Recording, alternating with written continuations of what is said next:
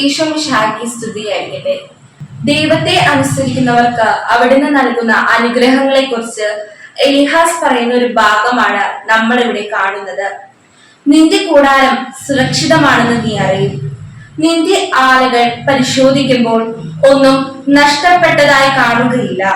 നമുക്കറിയാം, ഈശോ പറയുന്നതൊക്കെ നാം കേൾക്കുമ്പോൾ നമുക്ക് സാമ്പത്തിക നഷ്ടം ഉണ്ടാകാറുണ്ട്. പലപ്പോഴും നമ്മുടെ ബന്ധുക്കൾ പോലും നമ്മളെ അവഹേളിക്കാറുണ്ട്. നമ്മുടെ ജോലിയും സാമ്പത്തിക തലത്തിലും നമുക്ക് നഷ്ടതകൾ ഉണ്ടാകാറുണ്ട്.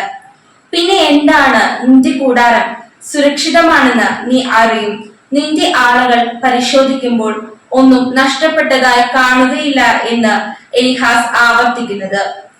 ഈശോ യോഹന്നാന്റെ സുവിശേഷത്തിൽ പറഞ്ഞു വച്ചിരിക്കുന്നത്, നിങ്ങളുടെ നിക്ഷേപങ്ങൾ എവിടെയോ അവിടെയായിരിക്കും നിങ്ങളുടെ ഹൃദയവും. നമ്മുടെ നിക്ഷേപം ചിതറലിക്കാതെ ഒരിടത്ത് ആണെങ്കിൽ അത് നിലനിൽക്കുന്ന ഒന്നായിരിക്കും.